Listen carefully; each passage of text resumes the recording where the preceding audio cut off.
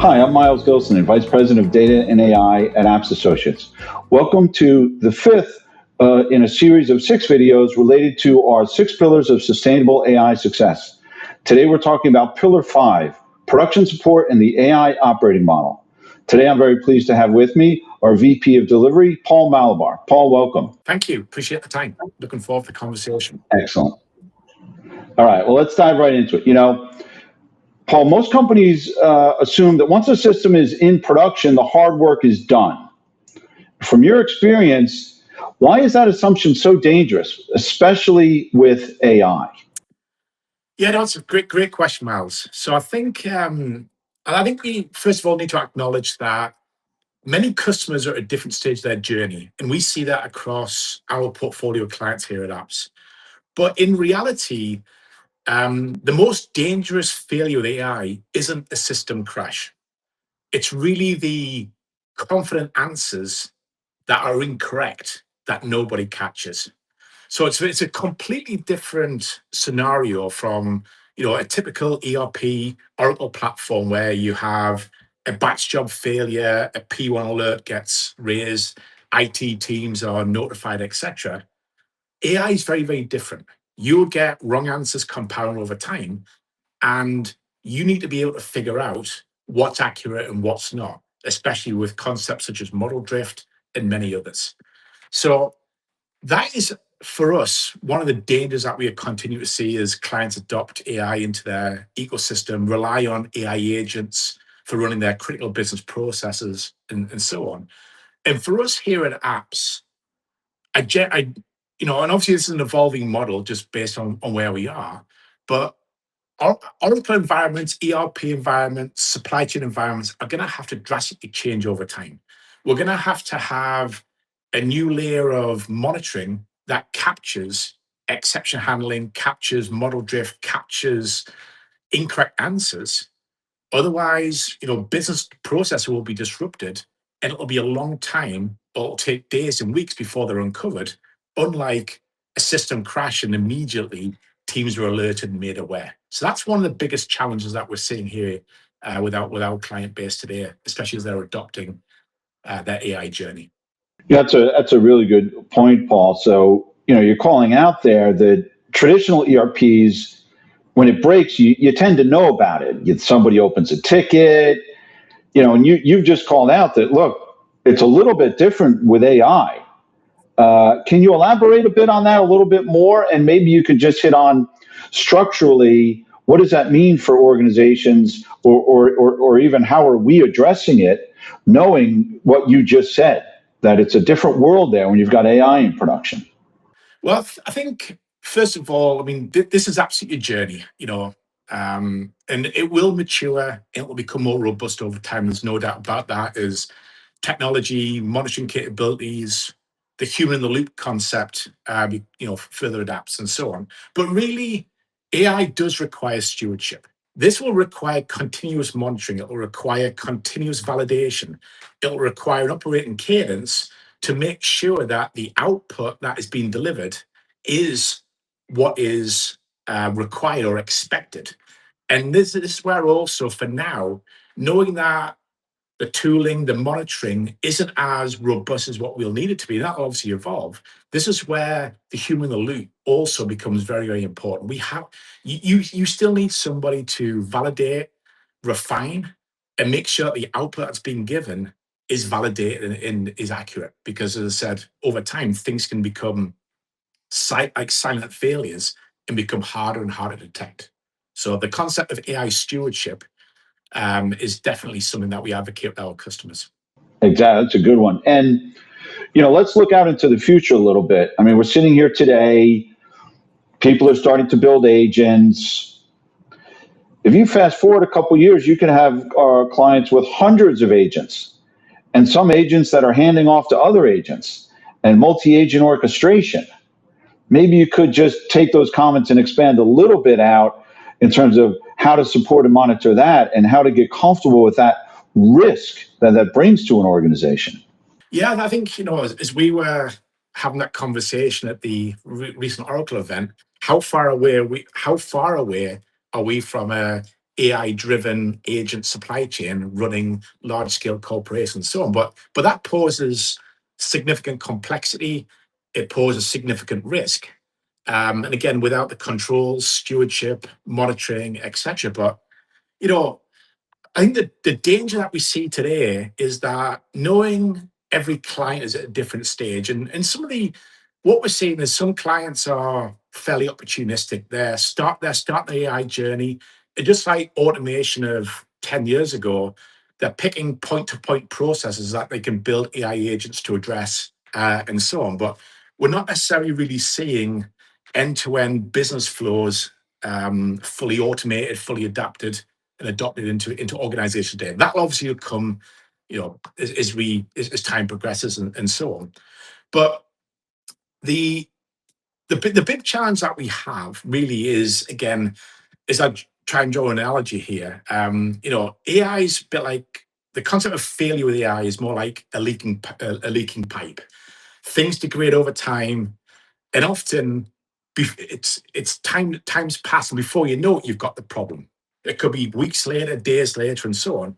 Unlike in a classical ERP system, whereby a batch job fails or a system crashes or a user can't do their business function, it's immediate, it's spontaneous, etc. So I think this is going to become an absolute pivotal point where the maturity of an organization fully understanding what AI agents do they have in their landscape?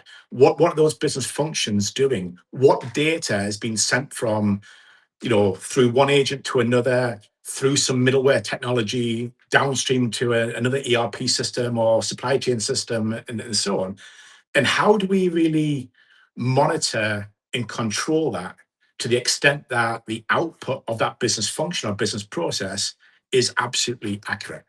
Because ultimately, as I think about large scale organizations, product supply, they have to guarantee things like 99% of their shipments are on time, or 99.9% of their accounts payable invoices are accurate. Nobody can tolerate 8% accuracy and so on. This is kind of the danger that we need to think about. And how does an organization govern and manage and monitor that end-to-end business flow? That's going to be the pivotal focus as adoption, continues to progress. And as organizations start to really rely on AI agent-driven supply chain and applications. Yeah, that's good. I like the leaky pipe. You don't want to know about it when the pipe bursts. That's a little bit too late. You also mentioned the transparency and the cataloging, and if you don't know what agents you have, if you don't know what they're doing, there's really no way you're going to monitor them. That's a really good point about starting with transparency, and that's a really good segue. So I'd love to get your opinion on who owns these agents in production, because they're different. They're like their own little solar system. They're technical, they're functional, there's business rules in there, there's tools that they can use, APIs they can call. So there's all these things in there. Who ultimately owns it? Where does the buck stop? That's also a difficult question, and I think it's one where for sure, if I think about this, you've got at least three owners that make up that ecosystem. You've got the data and AI team that's actually built the agent that underpins the business function. You've got the IT team that's managing and running the agent in the production infrastructure or production platform, and then you've got the business owners themselves. But one thing that has to be clarified, and I think this is, if I draw a correlation back to years ago, like who owns an ERP system? Is it the business process? Is it the IT team? Is it the application teams, etc.? No different here. So I think in the case of AI agents, there's probably three clear owners. Now the challenge is who's really accountable. And what I'm starting to see more and more is organizations start to think in a similar manner to software development, the concept of product owners. So agent product owner, so somebody who's really accountable for the business function that that agent delivers, somebody that can really prioritize what enhancements, what new features, what is the product backlog for that, what that agent needs to do as it goes forward, especially as business processes will become much more reliant upon various different agents and AI tools and capabilities and so on. But there has to be somebody that owns the product roadmap, somebody who can also truly understand the output of what is being produced. Because for us, from an IT standpoint, it's easy to say, well, the end-to-end business flow worked, and that's what we're saying. But did it work with accuracy? Was the right output delivered? Is my payment on time or my shipping on time still 99.9% accurate, and so on? And with the concept of a product owner or an agent product owner, they'll need to really measure um, the roadmap, the KPIs, the output, and really be that single end-to-end accountability, but still working with the IT teams, the infrastructure teams, and so on. But this is going to become a new business function as we go forward, because without that single kind of ownership and without the understanding and the value that is delivered, the business function to be delivered, it's going to be very, very complex. And as roadmaps develop, as customers adopt AI, the whole ecosystem is going to become much, much more complex and convoluted if we're not careful. Great, thank you, Paul. That's a really good point about ownership and who owns the agent. That's a great segue. We talk about AI needing care and feeding, and that it is different than ERP. It's like an elite sports car. You got to make sure that it doesn't go silently off the track. What do organizations need to do operationally that they're not doing today to give AI the care and feeding and make sure that it doesn't become that leaky pipe that you talked about? Great question. So I think this is really core for here at Apps, our Apps Assurance, which is our managed services offering that we bring to clients. As I said, I think what we're starting to see more and more is clients really adopting AI, driving development of new AI agents and so on. But very few are actually looking at how do I, from a steady state standpoint, how do I make sure that the agents, the tooling that I'm bringing into my production environments are or do have the insurance policy, do have the care and feeding and so on. And the way I look at this is just like any other business function, if you're a planner, if you're a supply chain controller, you would have your own operating cadence by which every day, every week, every month, you have certain checks, certain validations, certain business functions that you have to maintain in order to ensure that the business function that you're delivering is ultimately met. And I see a lot of correlation to that for AI agents. I think from a weekly standpoint, there'll need to be data sampling. How do we ensure that the output is of high quality? Is it accurate? And I think this is where I mentioned earlier about the agent product owner. This is a big part of their role. They need to make sure that the output is not deteriorating. It's still giving accurate updates based on the various different components, the various different characteristics of that particular business process. I think as we continue through that, feedback loop analysis from others is really important. Because again, as I mentioned earlier, things will degrade over time. Data quality will degrade. Every time we have a new user using different prompts and so on, models will change.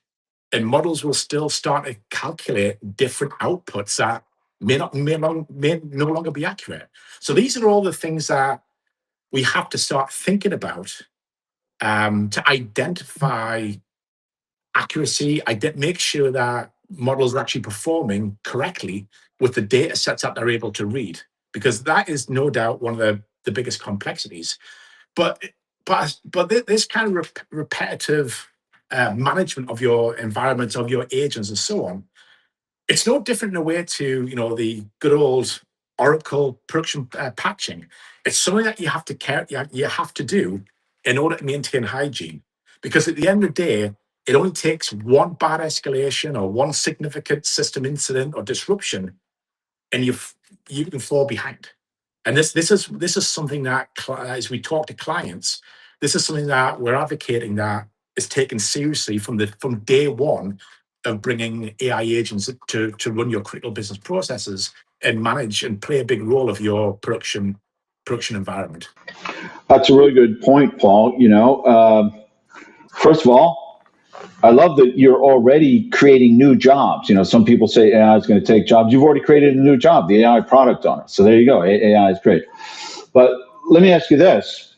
To what extent should AI be used to monitor the environment? Do you wind up with a circular loop? Like, well, we need to make sure we know the agents. We need to make sure we know what they're doing. Let's create an agent to tell us what the other agents are doing. Where does it end? Is that a possibility? Do you suggest that AI is used to monitor AI agents? That's an interesting discussion. It's something I was talking with the CIO about this the other day at another organization and so on. I think, as organizations mature, as business operations become more critical and customers become more reliant upon AI tooling and agents and so on, as I mentioned, monitoring is going to have to evolve. Today, we can't always rely on the human in the loop. Yes, we can from a context of high level validation, but over time, and fast forward 10 years where we've got AI driven supply chain systems and beyond that, there needs to be something there that captures and catches potential errors and disruptions. So whether it's AI agents monitoring AI agents, I think from a tooling, from a product standpoint, there will be new capabilities that come out which will really help monitor, identify things like data drift, model degradation, um, model accuracy that's starting to deteriorate, and so on. So I can definitely see that evolving in the short term, because that's going to be a fundamental requirement for many customers going forward to really adopt AI as part of their standard operating model, their standard approach for running IT services and business functions. So it's going to have to change, no doubt about that. That's good. You're right. I mean, as important as human in the loop is, what you just said, there are limits to what humans can do. So you almost have no choice but to leverage AI. Well, thank you. All right. So listen, we're at the point now where some companies have AI systems in production. Maybe they don't have hundreds and hundreds of agents, although we know that day is coming. I suppose there are some companies with that. But let's say you're listening to this, you've got some AI in production. Maybe you had some new thoughts here, like, oh, he's right. These things could degrade quietly. We could wind up with a leaky pipe kind of scenario. What would you suggest a company does first to get on top of the AI systems in production? Yeah, so I'm a big believer of well, from an IT standpoint, from a application management standpoint, managed services perspective, you can't support what you can't see. And I think this really begins with being able to identify and know what is in the environment. Yes, we can run discovery. Yes, we can try and figure out what's running and how, but really start with an inventory of your AI agents. What agents are talking to what or who? Which systems at supply chain go into HCM back to your financial systems? What is the data or that is being read? What is the data that's being manipulated and processed and so on? So really starting with an inventory of all your production agents and creating that interdependency map. If I correlate this to, again, many years ago, when you were talking about implementing ERP for the first time to client, you always be asking, okay, we need to document the end-to-end business flows. What are the systems? What's talking to what? What integrations do we have running, etc.?